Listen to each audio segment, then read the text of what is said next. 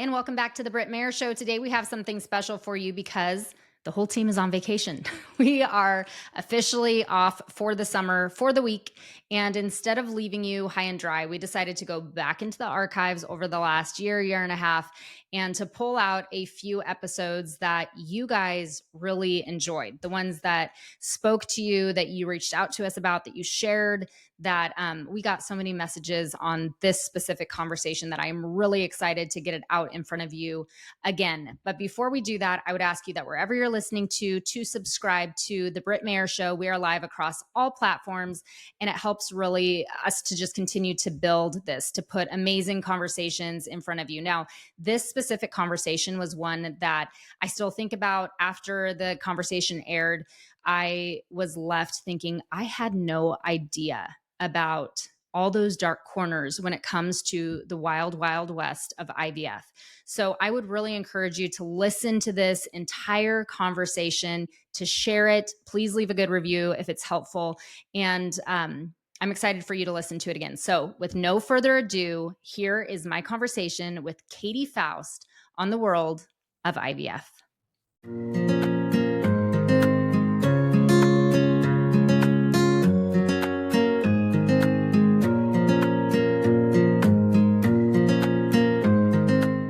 Do you struggle with restless nights? Do you wake up feeling like you just aren't getting the best quality, deep, restorative sleep that you used to, or that you know you should be getting? I want to share with you something that has been a true game changer for me. We Heart Nutrition has a product. It's the Wholesome Magnesium Glycinate. I would be lying if I didn't tell you that I take this with me every single time I travel. My husband uses it. My kids use it.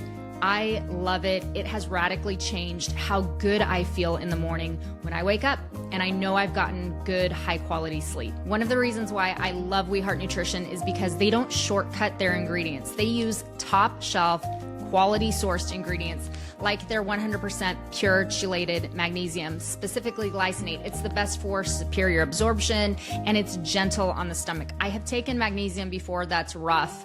This stuff goes down super easy, and aesthetically, I love that they send you this cute little refillable bag when you're all out, and you dump it into this beautiful glass bamboo bottle that goes with me everywhere. This would be a great first product if you're looking at trying out We Heart Nutrition. So go to weheartnutrition.com, code ROOTEDWINGS. That's weheartnutrition.com, code ROOTEDWINGS, and happy sleeping. Thank me later. This stuff is so good.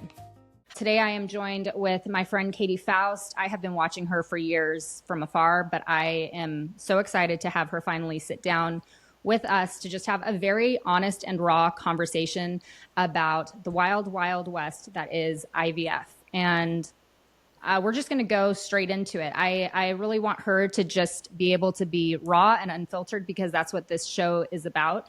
And I would encourage you that if you feel at any point like you're getting offended or defensive, to stick it out through the end. This is going to be a really important conversation that not a lot of people are having right now. So I want to welcome and invite you in.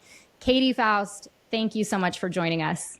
Okay, so this is an absolute delight. And when I saw on my calendar that I was going to be on the Britt Mayer Show, I'm like, who's Britt? How do I know Britt? And then I looked at you, I'm like, oh my gosh, Rooted Wings, I love her so much. And it's like somehow I didn't quite make the connection that the girl on Twitter that I'm like, oh, fire, oh my gosh, I love it. Like you have a show and your name is Britt. So anyway, thank you. Like the two worlds of like the real life world and the Twitter world collide. And so I'm very grateful. I'm a big fan. You're a very good follow. I'm not on a lot of social media, but if you guys are on X, Rooted Wings is the place to go. Thank you for that, Katy. Well, why don't you just start with sharing who you are and how you got into really being at the helm of the ship when it comes to this conversation of IVF. Mm-hmm. It didn't begin with IVF. I didn't know a whole lot about IVF. I didn't know a lot about reproductive technologies at all. And I actually was not interested in being in the culture war because I like keeping my friends. On the truth teller, grace giver spectrum, I am the grace giver. I just want peace.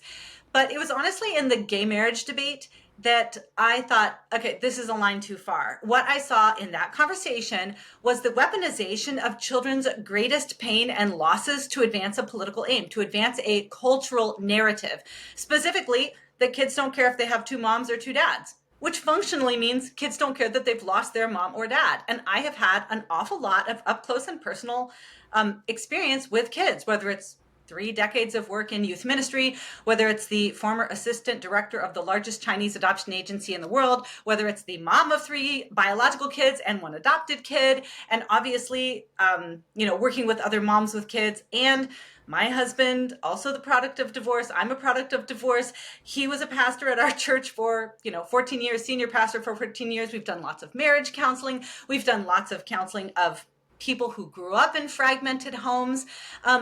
That you can mess with a child's childhood and that they're going to be just fine, or they're resilient, or loves makes a family, or whatever. It's all just different band-aids. It's all just different permission slips for adults to do whatever they want and for the kids to shoulder the load. So I got into this because I feel a burning drive to represent the rights and well-being of children in these cultural conversations. Conversations that, whether you're talking about the definition of marriage or divorce or IVF or reproductive technologies, are dominated by adults. Adult longing, adult losses, adult identity, adult feelings. And it's always the kids that suffer. When we get these questions wrong, it is the children whose physical, mental, emotional, academic, and relational health are diminished. So your caution to your listeners is probably correct, that they might feel triggered or offended at some point. But that is actually the nature of putting children first. It will require that adults sacrifice, because the only alternative is for us to put adults first and for the kids to sacrifice. And that is a worldview characterized by injustice. So if I am doing my job well on this podcast, my primary concern is not going to be for the adult listeners to feel good. It is going to be for the children, every child, to have their fundamental rights and well-being and interests well represented on this podcast. So good. Well, with that as the foundation, we've kind of mentioned how the IVF situation now is the modern day wild, wild west. I want you to just sit there for a second and explain what that actually means, because I know for me personally, this came up. I'll actually be honest with you. The first time I actually really stopped to consider IVF, my daughter was a baby and I was at swim lessons with her in the pool. And I was chatting with another mom who also had her baby. So our daughters were just, a year old. So we're both bouncing our babies, talking. You swap stories, right? Of birth stories and all of that, family planning. Are you going to have, you go deep fast in a swimming pool when you have a toddler on your hip. And as we were talking, she just really openly said, oh, well, we're not sure if we're going to have any more, but we currently have 4 more on ice. And I was so confused.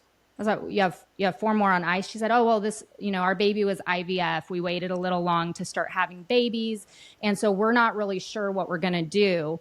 And I just remember in that moment being so struck with the reality that here you are tangibly holding a human baby that's only a year past the point of all those other frozen little babies on ice. And you're just casually saying, we don't know what we're going to do with the other ones. We might, just decide not to do anything. And that really was, over a decade ago, what made me start thinking about what is this? But I have found the more conversations I have, even with Christians or family, there are such polarizing views on it. So I want to just sit in the wild, wild west arena. What makes IVF the wild, wild west? Yeah. Well, first of all, like that tension that you acknowledge of this is hard to talk about. It is hard to talk about because adults have strong feelings.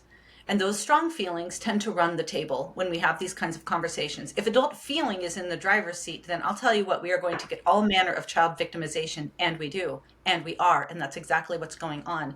But if we look at reproductive technologies, IVF, sperm and egg donation, and surrogacy, through the lens of children's fundamental natural rights, their right to life, and their right to be known and loved by their mother and father, it becomes very clear.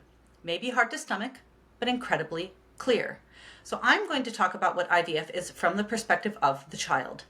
And there are lots of perspectives that you can read anywhere and everywhere, from every celebrity magazine to every puff piece in the New York Times to the different sob stories of friends that are posting their IVF journeys, or the 2 gay men who are desperately seeking a surrogate in a Facebook marketplace group or whatever it is. The adult perspective is everywhere. I'm going to give you the child's perspective, because I actually think, especially if you consider yourself a Christian, your aims, your goal, your primary duty is not empathy for adults. It is child protection. And while this is a new arena, something that is somewhat novel when it comes to the human experience, just like every other Christian throughout every other age, your focus has to be fundamental child protection. That goes part and parcel with the Christian life. So IVF, from the child's perspective, is an industry that is actually responsible for the death of more children every year than Planned Parenthood. As I tweeted this morning, you kind of tagged me in a clip of a dad who was talking about how they had 12 embryos, and they're like, okay, we're going to implant the first embryo, whatever embryo it is, if it's a boy or girl, that's the one we're going to implant. And he said, I really wanted a boy, but my wife really wanted a girl, so the first one was a girl. Yeah, And then and the second one. and to drill down on that, he was talking about which one ranks the highest in health and sustainability. So there's like this blue ribbon system. So he was saying, oh, but the first one that the doctor says is the most viable, the most healthy and robust is a girl. And then like he had this look on his face that was like, I was just, it's a girl. Okay, well, let's go for number 2. So go ahead, take it from there. Yeah, so the second one was a girl, oh bummer. The third one was a boy. And I think that I appreciate actually that this clip went so far so fast. I saw a lot of people sharing it because it does speak to the fundamental realities of big fertility. We talk about big pharma, we talk about, all the different industrial complexes. Big fertility is a complex. It is an industrial. This is not a benevolent nonprofit. This is not an adoption agency. This is a for-profit organization. And this for-profit industry is built upon not helping people have babies. It is built upon the grading, selecting, destruction of, donating to research, small little lives. And so that was actually a pretty good lesson in the way IVF works. You create 12. You grade them based on fitness, not just which ones could survive, but what are the fitness? They grade them A, B, C, and D. And then the ones that make the grade, they might implant, they might freeze. The ones that don't make the grade, they're going to donate to research, they're going to discard. And so right from there, you see, they did end up getting one child. And, the happy story is she said that he could have his boy, even though he was the third highest rank as opposed to the first or second. Yeah. So in that sense, you go, okay, look, they had 12 babies. If you believe that children have a right to life from the moment of conception, 11 children died. So the one child could have a chance at life. So it's actually pretty illustrative of the way that big fertility functions. And I go around and I speak to, at this point, thousands and thousands of different organizations, largely audiences that lean pro-life, and they're stunned when I tell them that big fertility destroys more embryonic life every year than abortion does. If you really believe children have a right to life, it is big fertility that is the number one culprit, and that is because in abortion, there's typically only one child's life at stake. In big fertility, they encourage you to create many more embryos than you would ever intend to parent or even implant. Why? Because they actually want to be able to grade and select and screen the babies that are being implanted. So there is a bougie fertility clinic in Beverly Hills, and they admit that 90% of their clientele, not infertile. It's just 90% that want to be able to make children in a laboratory so they can screen out undesirable characteristics. They can do all of the pre-implantation screening for genuine, genetic issues, but also superficial things like eye color. In fact, the doctor says, we can not only guarantee you a child with blue eyes, we can actually select among a variety of 5 different kinds of blue eyes. Now, let's be very clear. They are not making children with blue eyes. They're making 20 children and eliminating the kids that do not have the exact shade of blue eyes that you want. This is how big fertility works. This is why after the Dobbs decision, after the Supreme Court decision that overturned Roe versus Wade, you had a virtual panic among fertility doctors in red states that had trigger laws that said, hey, if Roe versus Wade ever gets overturned, we are going to have a trigger law that says children have a right to life from the moment of conception. And all of these fertility doctors said, we won't be able to do business in this state if we define life as beginning at conception. Why? Because their entire business model is built upon creating, designing, discarding, destroying many, many more little lives than anybody would ever want to implant. So unfortunately, we need to get over this narrative that IVF is about infertile couples wanting to have babies. Yeah, and I think Sometimes that there's process really more part of a is marketplace. the understanding the process is so important, because I think sometimes it's easy to look at the end result.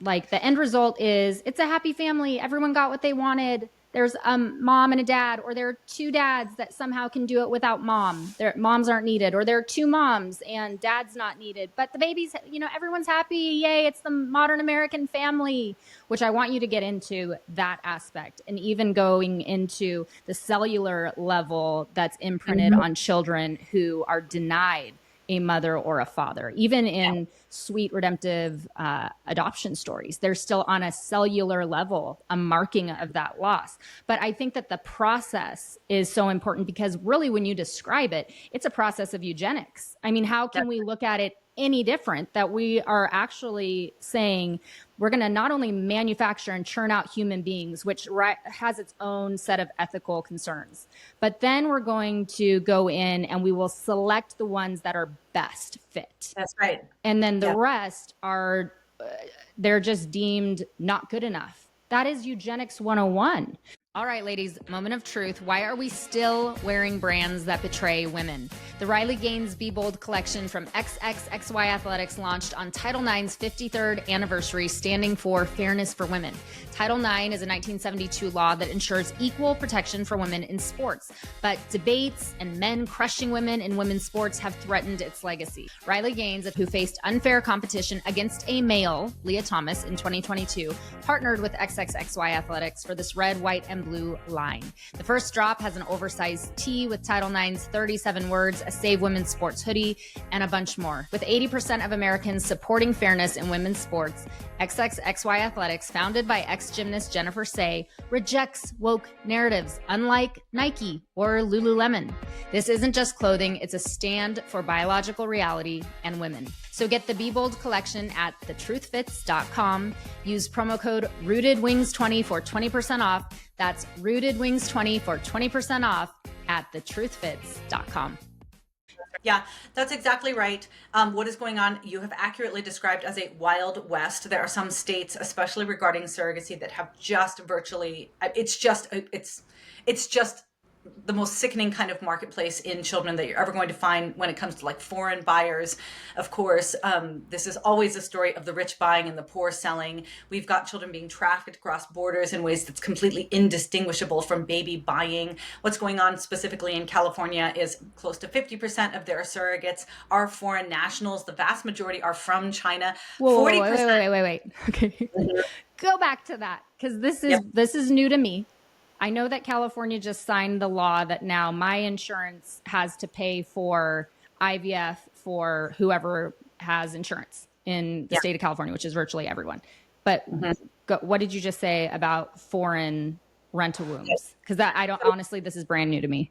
Yeah. So California has allowed for commercial surrogacy for, I would say, since 2015, 2016. Anybody can come in and purchase a child in California. They can rent the womb of a woman in California or somebody that touches grass in California. Then it can be a legitimate California surrogacy contract. Foreign nationals come to California because surrogacy is banned throughout most of the world, because many countries recognize that it is a form of commodification of women and children. But in California, in the name of sexual autonomy, sexual freedom, progressivism, LGBTQ equality, you have commercial surrogacy. The buyers tend to overwhelmingly be foreign, and because of its proximity to China and its loose regulation, a vast majority, I would say close to 50% of the foreign buyers are Chinese.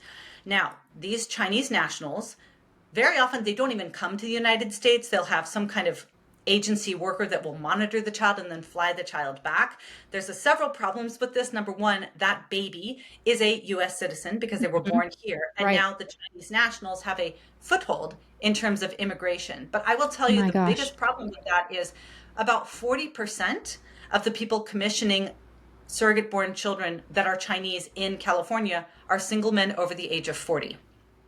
So, yeah. What the heck is going on? And why is no one talking about this? That is child trafficking. So now we're That's dealing not only with eugenics, but we're also dealing with child trafficking to China, to That's China. right.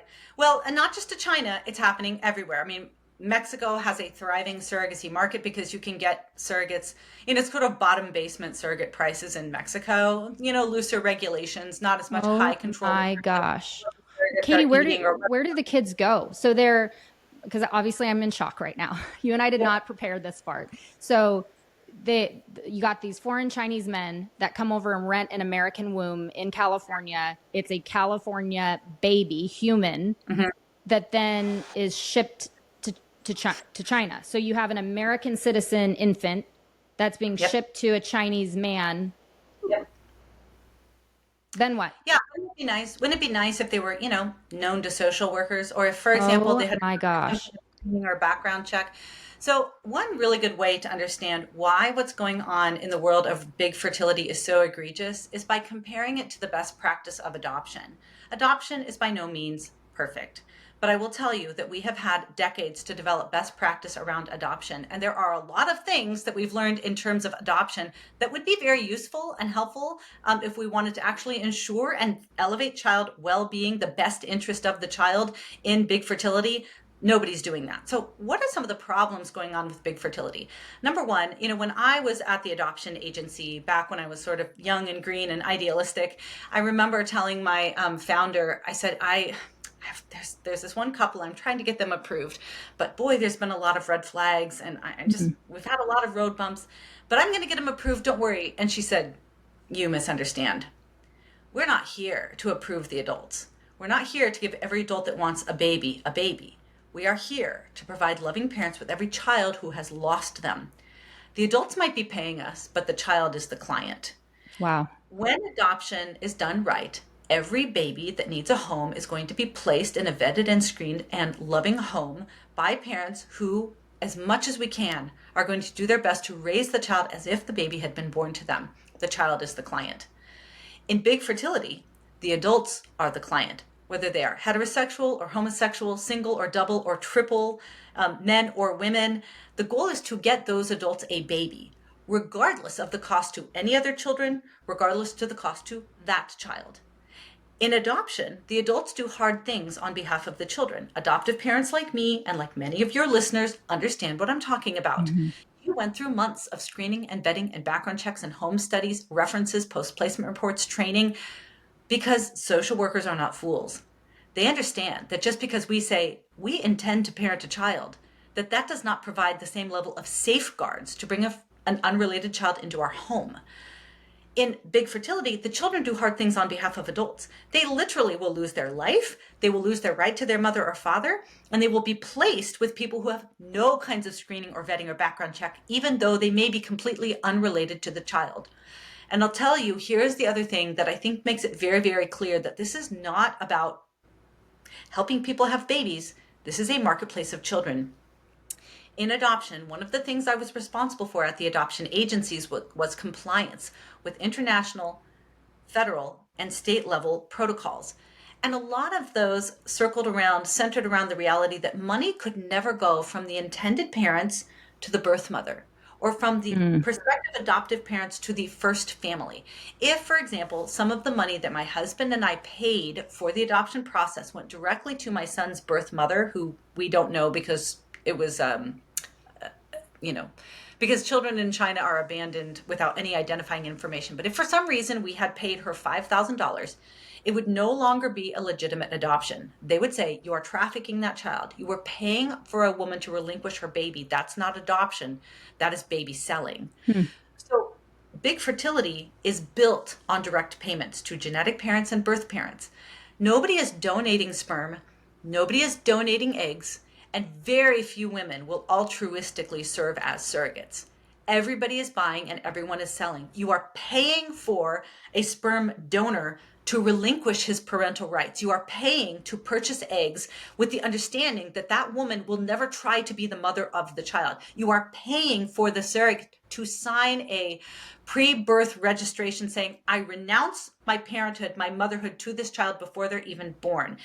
What is going on in big fertility is categorically child trafficking, according to the 4 decades that we have of adoption best practice. So When you say Wild West, it is. It's not just a Wild West. It is actually the inverse of everything that we have learned about child protection in the world of adoption. When you put it like that, it's sobering. I can't get over, yes, it's actually really scary, because I feel like the train has not only left the station, but it's gaining speed.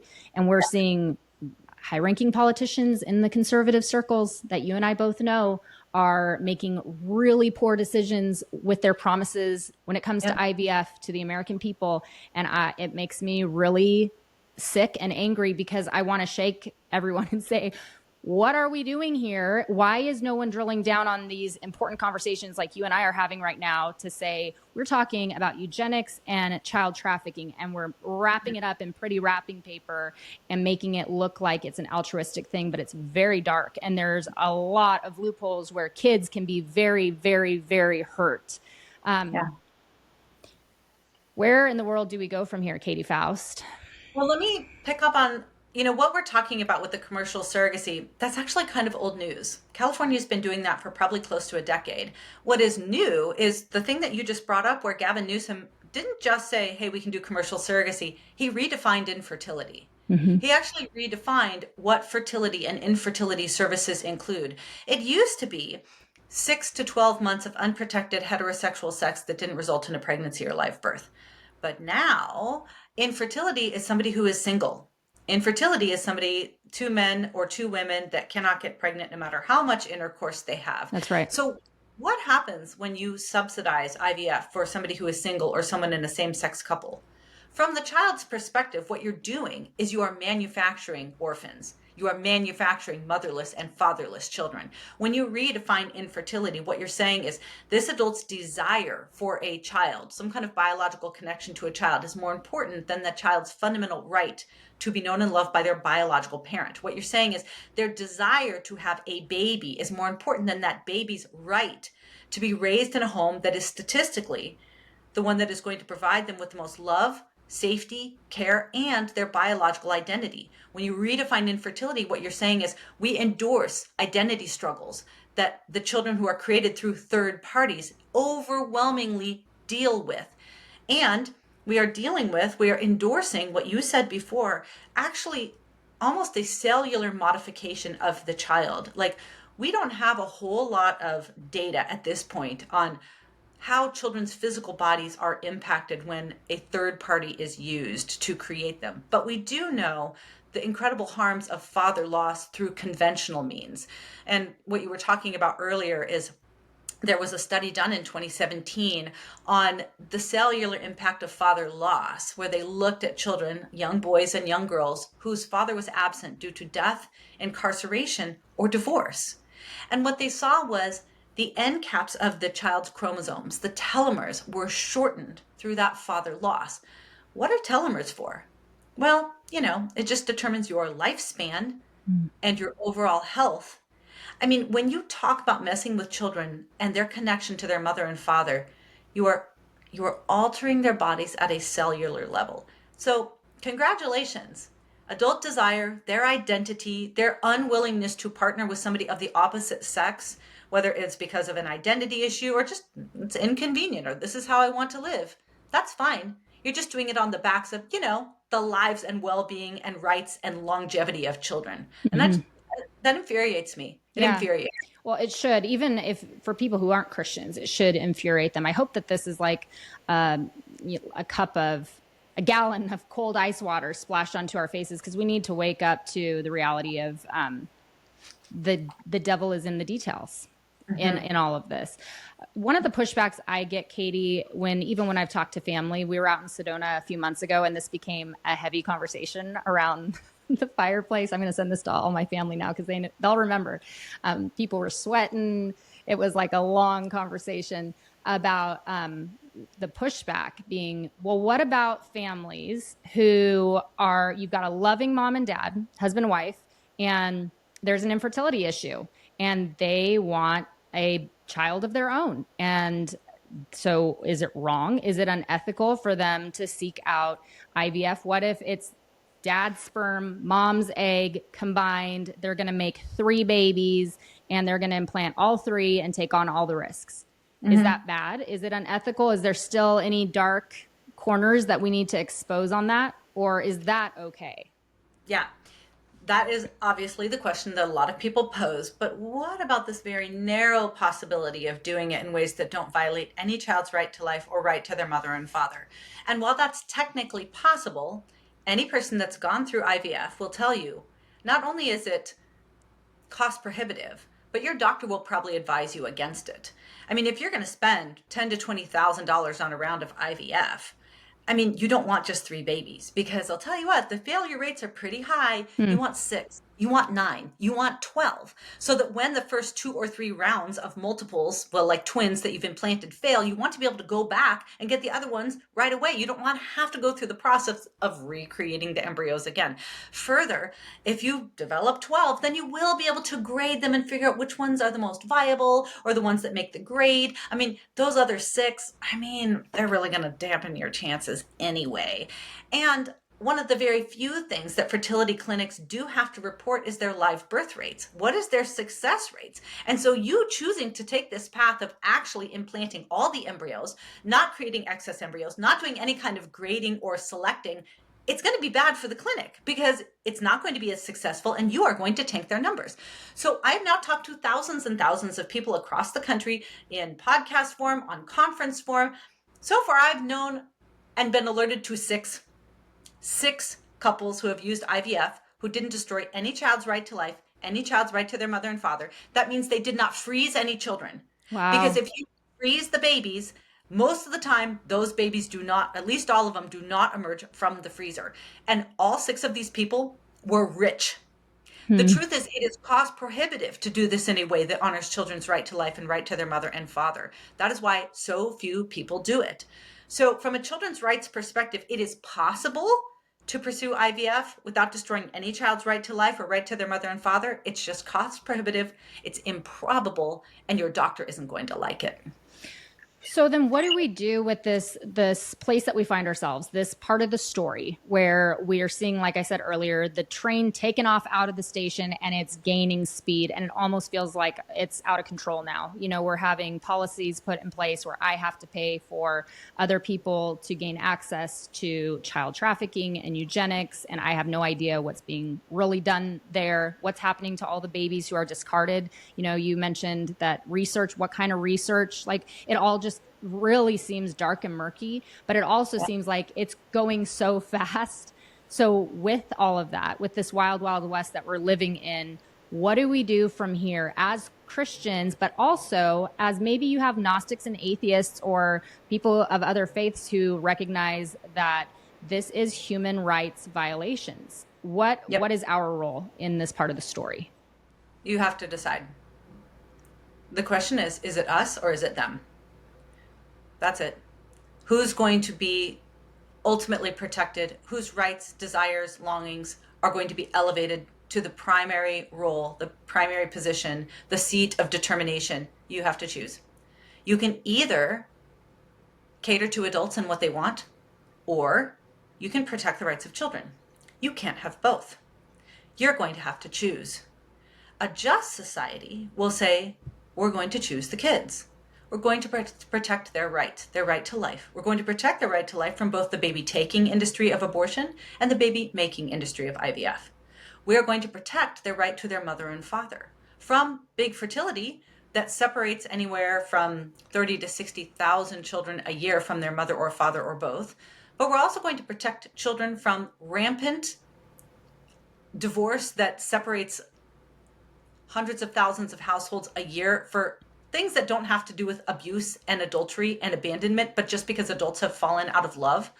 We are going to say we're going to protect children's right to their mother and father, and their need to be raised by both their mother and father is more important than adults' identity or their feelings of same-sex attraction or their feelings of gender confusion.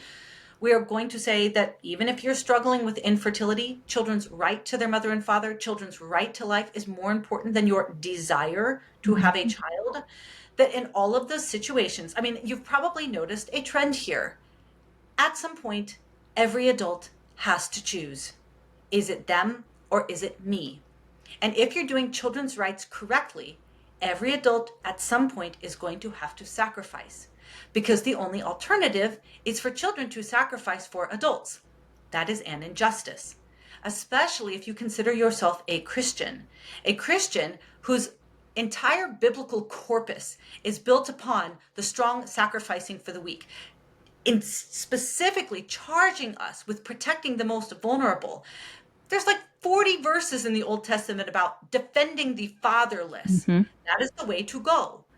Or if you want to put us before them, what you will have is you will have the manufacturing of the fatherless, the manufacturing of the motherless, the destruction of children's fundamental right to life, and the household that ensures their thriving. You just have to choose, is it us or is it them? And be honest. Most of us at some point will say, well, it should be us. We should be able to have what we want. It's my right. It's my desire. I need this. I want this. I deserve this. That's the narrative that the whole culture is pouring out on you, telling you that you can justify these decisions. I understand it takes a while to get over. Hopefully we will get to the point where we say, no, it shouldn't be us. It should be them, the children. They should be first. We should defend their rights. We should defend their well-being, because child destruction is not a price that should be paid just because an adult wants something. We need to sacrifice for them and not the other way around. Gosh, dang it, Katy, you're good. I love you.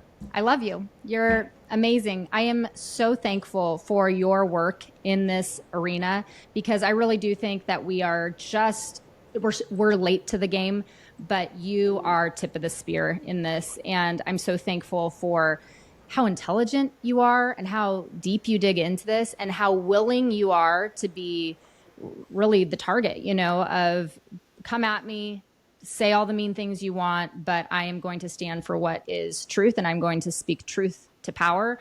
And that is so needed if we're going to save lives. Yes, the pro-life movement focuses a whole lot on the unborn, but this is such an important conversation that we need to table and bring to power, bring into policies, bring into our churches. This podcast, for everyone who made it through, and I hope everyone did, send it to your pastors, to your church staff, to your friends who you're maybe like, I don't know what they think about. Send it anyway.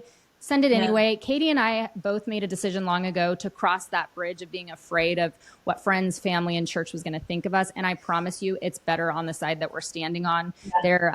I would not change a thing. And I know Katy would say the same, that being bold in this time and this part of the story is so important. Don't hold back. Don't be a frightened little sheep hiding in the corners, because children's lives are at stake. So Katy, first of all, I want to have you back on again soon, because I just adore you and I am so thankful. And there's so much more that we could have covered in this. But how can people find you and find the good work that you are doing? Well, thank you for letting me speak to your people. I actually know it's a risk for you to have me on. I know of hosts that are like, yeah, I lost a lot of donors after you were on. So look, it's costly for everybody, but the only alternative is for children to bear the cost, and that's just not something that any of us should be okay with. If this has piqued your interest, our whole first book, Them Before Us, Why We Need a Global Children's Rights Movement, lays this case out with 120 stories of kids who experienced mother or father loss, dozens of footnotes on every chapter that are going to give you the stats and the stories that you need to flesh out this little tip of the iceberg we've discussed. So if you want to become an expert on this, Them Before Us, our first book, is going to make you unassailable. If you are a Christian and you want to try to introduce this into your church context, we actually have a church curriculum that takes that material and boils it down into a 7-part video series that marries our natural law research side of things with biblical truth. And it's free. Just go to thembeforeus.com, resource for churches, sign up, and we will send you the curriculum. Have some friends over in your living room. You won't have to have the hard conversations. I will do it for you. And you'll do a really good job at it. Yeah. And then I'm on Twitter too much. But come to thembeforeus.com and subscribe. Like, stay up on our work. There are so many.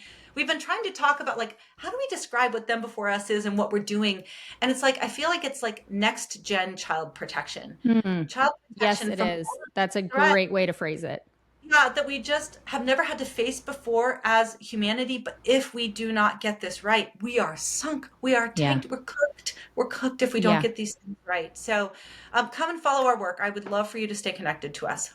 I'm looking at your book right now. I was like, can I reach it? No, I cannot. I cannot reach it. But I'm looking at them before us, and then right next to it is raising conservative kids in a woke city. So I love you. I'm a huge fan. And yes, go grab both of those books because it will, I think a big reason why people don't engage in this conversation is because they feel like, I just don't know what to say. Or like I did out in Sedona with my family, where you're like, whoa, we like poked the bear and now I don't know how to calm it all down, but to still hold true to the facts. And your book, Them Before Us, is facts on the ground. And I love that you do the resources for churches. I had no idea. So that, yes, churches, send it to your pastor and your staff so that they can host fun groups on IVF, because it is actually really important. The church should be tip of the spear on all of this. That's right. Katy, thank you so much for coming on. We'll have you back again soon. And thank you so much for the good work that you're doing.